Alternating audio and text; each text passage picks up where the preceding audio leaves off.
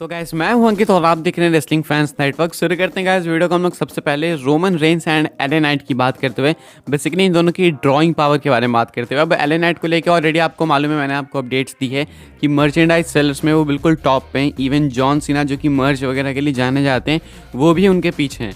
तो अच्छा खासा प्रॉफिट वो डब्ल्यूडब्ल्यू को दिला रहे हैं ऐसे मर्च स्टोर्स वगैरह से। लेकिन सिर्फ इतना ही नहीं बल्कि जो इनका रिसेंट सेगमेंट हुआ रोमन रेंस के साथ स्मैकडाउन में, जहाँ पे रोमन रेंस और ये मिलकर कॉन्ट्रैक्ट साइनिंग कर रहे थे जो कि थोड़े हद तक फिजिकल भी हो गई।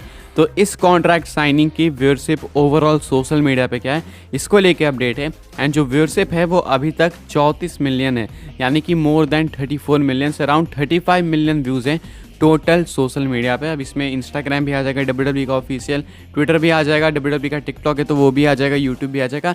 लेकिन सिर्फ डब्ल्यूडब्ल्यू के ऑफिशियल अकाउंट्स की बात हो रही है। Roman Reigns and LA Knight's contract signing segment from this week's SmackDown has attracted over 34 million views and counting across WW social media platforms. तो ये अच्छी खासी ड्राइंग पावर है एले नाइट के अंदर भी, रोमन रेंस के अंदर भी। लेकिन एले नाइट की ड्राइंग पावर जो है एनएक्सटी में देखने को नहीं मिली थी। मेरे हिसाब से एले नाइट वो टैलेंट है जिसको अगर आप बड़े सुपरस्टार्स के साथ डालते हो तो देन वो आपकी रेटिंग शायद डबल मे भी हो सकता है ट्रिपल भी बूस्ट कर दे। लेकिन अभी तक एले नाइट उस फेज में नहीं पहुंचे हैं जहाँ पे कि वो अकेले जाके किसी शो को सोल्ड आउट कर दें या फिर किसी शो की रेटिंग्स जो है इंक्रीज कर दें। शायद सोल्ड आउट हो भी जाए लेकिन रेटिंग्स बढ़ने वाली जो प्रॉब्लम है डब्ल्यूडब्ल्यू की वो बहुत मुश्किल से ही कोई सॉल्व कर पाएगा। एले नाइट को तो क्या ही बोले भाई, रोमन रेंस मुश्किल से 50-60 हज़ार नंबर्स बढ़ा पाते हैं, तो एले नाइट को हम क्यों ही कंपेयर करें, तो काफ़ी अनफेयर होगा।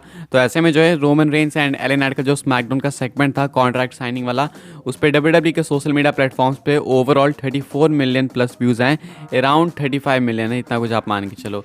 अगली स्टोरी कवर करते हैं गाइस जो कि अपनी जुड़ी हुई है एक मैसिव अपडेट को लेकर। एंड अभी से कुछ टाइम पहले मैंने आपको न्यूज़ दी कि लेंस अनोवा जो कि एक बार रोमन रेंस के साथ आए भी थे मंडे नाइट रॉ में, उस टाइम जो उनके साथ डब्ल्यूडब्ल्यू ने कुछ खास ट्रीटमेंट किया नहीं था। उसके बाद वो चले गए, शायद वो वन ऑफ अपीयरेंस थी, आई डोंट नो।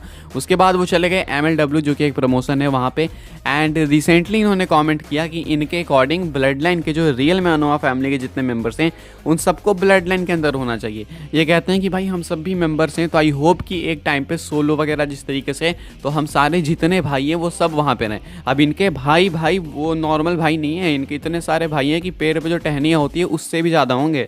तो लेंस अनोवा हो गए, उसके बाद बहुत सारे फाटू हैं, अलग अलग तरीके का फाटू है, बहुत सारी वैरायटी आपको मिल जाएगी मार्केट में। तो ऐसे में जो है लेंस फाटू कह रहा हूँ, लेंस अनोवा कहते हैं कि वो आना चाहते हैं डब्ल्यूडब्ल्यू के अंदर एंड जस्ट वेट कर रहे हैं कि डब्ल्यूडब्ल्यू किसी भी तरीके से इनको बुलाए। अभी क्या हुआ है कि इस स्टेटमेंट के बाद जो है ये MLW से रिलीज़ हो चुके हैं। ऐसा नहीं कि MLW वाले गुस्सा होकर इनको रिलीज़ कर रहे हैं, वो बिल्कुल भी नहीं है, वो कर भी नहीं सकते क्योंकि लेंस अनोवा वहाँ पे एक मेजर नेम है। इन्होंने जो है अपनी खुद की रिलीज़ रिक्वेस्ट करी MLW से एंड उसके बाद जो है इनके साथ कोई टैग टीम पार्टनर भी थे उन्होंने भी करी एंड इन दोनों को जो है MLW ने रिलीज़ कर दिया है। यानी कि अभी के हिसाब से लेंस अनोवा जिन्होंने स्टेटमेंट दी थी कि वो ब्लड लाइन में आना चाहते हैं, ब्लड लाइन के सारे मेंबर्स जो एक्चुअली में इनके फैमिली में रोमन के वो होने चाहिए इस स्टोरी के अंदर, वो अब हो चुके हैं फ्री एजेंट। अब इससे जो है काफ़ी कुछ आप समझ सकते हो क्योंकि इससे पहले भी एक जो है रोमन का कज़न ब्रदर रिलीज़ हुआ है कहीं किसी प्रमोशन से एंड वो फ्री एजेंट बन चुका है। अब उनका नेम मैं भूल रहा हूँ कौन से फाटू थे, लेकिन मैंने आपको अपडेट दी है, मुझे बहुत अच्छे से याद है, एकदम याद है मुझे। किसी को याद हो तो बताना मैंने किसकी अपडेट दी थी यार, लेकिन ये किसी का मैंने आपको बताया था कि वो भी फ्री एजेंट हो चुके हैं। अब ये भी फ्री एजेंट हो चुके हैं। तो भाई ये ब्लड लाइन के जो जितने मेंबर्स इधर उधर फैले हुए हैं ये फ्री एजेंट क्यों हो रहे हैं, एक बहुत मैसिव क्वेश्चन है। क्या लगता है आपको कि रेसलमेनिया में कोडी रोड्स अब कुछ इस तरीके से हारने वाले हैं? कमेंट करके बताना जरूर से। फिलहाल के हिसाब से जो है लेंस अनोवा फ्री एजेंट हो चुका है एंड इससे पहले भी एक ब्लड लाइन का मेंबर फ्री एजेंट हुआ था। तो लग रहा है ट्रिपल एच कुछ कुक कर रहे हैं जरूर से। अगली स्टोरी कवर करते हैं जो कि MJF को लेके। अभी से कुछ टाइम पहले, अभी तो नहीं, अभी तो MJF ने काफ़ी कम कर दिया, अभी वो बेबी फेस हो चुके हैं AEW के अंदर। लेकिन अभी से पहले जब वो बिल्कुल टॉप हील थे AEW में तो वो हमेशा AEW को ही AEW के शो में रोस्ट करते थे एंड WWE की तरफ अपना इंटरेस्ट जताते थे।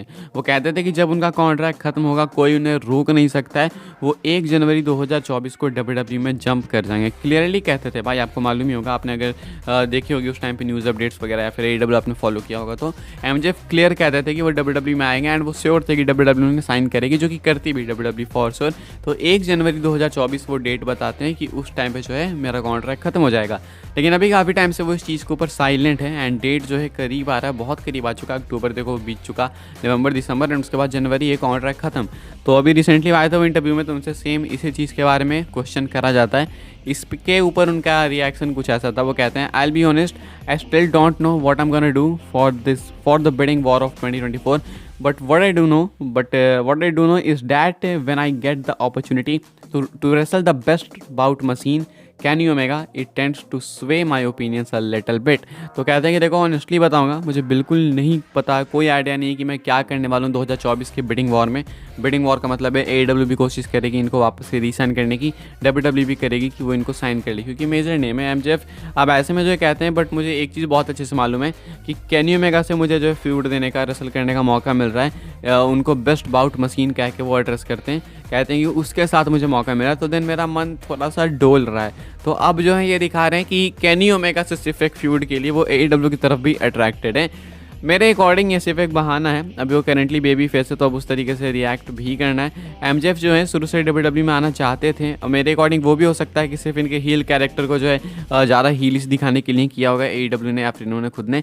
मैंने उस टाइम ही बोला था कि हो सकता है कि MJF सिर्फ जो है ये अपने कैरेक्टर के लेयर्स दिखाने के लिए कर रहे हैं। एक्चुअली में इनका कोई इंटेंशन है नहीं WWE में आने का, बट WWE शायद अगर ज़्यादा अग्रेसिव हो जाए इनको साइन करने के लिए तो maybe at some point वो देखने को मिल भी सकते हैं। अभी के हिसाब से कह रहे हैं कि यार अब मेरा मन डोल रहा है, मैं शायद AEW में रह जाऊँ Kenny Omega के साथ। ये खुद बात हो गई। आगे बढ़ते हैं, बात करते हैं अगली स्टोरी के बारे में, जो कि अपनी जुड़ी हुई है CM Punk को लेके, WWE के रिएक्शंस को लेके। बेसिकली WWE जो है काफ़ी अवेयर है कि फैंस किस तरीके से रिएक्ट कर रहे हैं CM Punk को लेकर, WWE की छोटी छोटी चीज़ों को किस तरीके से फैंस नोटिस कर रहे हैं, किस तरीके से CM Punk के स्टेटमेंट्स पर रिएक्शन आ रहा है फैंस का। WWE इस चीज़ से काफ़ी अवेयर है। दैट मीन्स कि WWE इस चीज़ से भी काफ़ी अवेयर है कि अगर नवंबर 25 को नहीं रिटर्न हुआ CM Punk का तो देन क्या आउटरेज होगा इंटरनेट पे। हालांकि WWE को उससे फ़र्क नहीं पड़ता है, WWE के लिए वो स्टिल प्रॉफिटेबल है क्योंकि उनकी मार्केटिंग होगी, चाहे वो नेगेटिव हो या फिर पॉजिटिव। तो ऐसे में WWE इस चीज़ से काफ़ी अवेयर है। अब इस चीज़ का बस कोई मतलब नहीं है, अवेयर है इसका मतलब ये नहीं कि रिटर्न करा देंगे, या फिर अवेयर है इसका मतलब ये नहीं कि रिटर्न पुश कर देंगे। बस हाँ है कि WWE अवेयर है, WWE बहुत अच्छे से देख रही है, चीज़ों को एनालाइज कर रही है। आगे बढ़ते हैं, आखिरी स्टोरी कवर करते हैं जो कि बहुतों के दिल को तोड़ने वाली है, जो कि जॉन मॉक्सली को WWE के अंदर वापस से देखना चाहते हैं। ये काफ़ी मुश्किल सा ही है, जॉन मॉक्सली कॉन्ट्रैक्ट वगैरह में लंबे टाइम के लिए बन चुके हैं AEW के साथ, एंड बहुत मुश्किल है कि जॉन मॉक्सली WWE में अभी देखने को मिलेंगे आपको 2027-28 से पहले। लेकिन जॉन मॉक्सली कमेंट जरूर से करते हैं WWE के ऊपर, बहुत लंबी स्टेटमेंट दी है इन्होंने, इतना मैं पढ़ूंगा टाइम निकल जाएगा, एंड इसमें कुछ ऐसे वर्ड्स है जो कि मैं वैसे भी नहीं पढ़ सकता, लेकिन आप चाहो तो पढ़ सकते हो, मैं इसको हिंदी में सिर्फ ट्रांसलेट कर देता हूँ।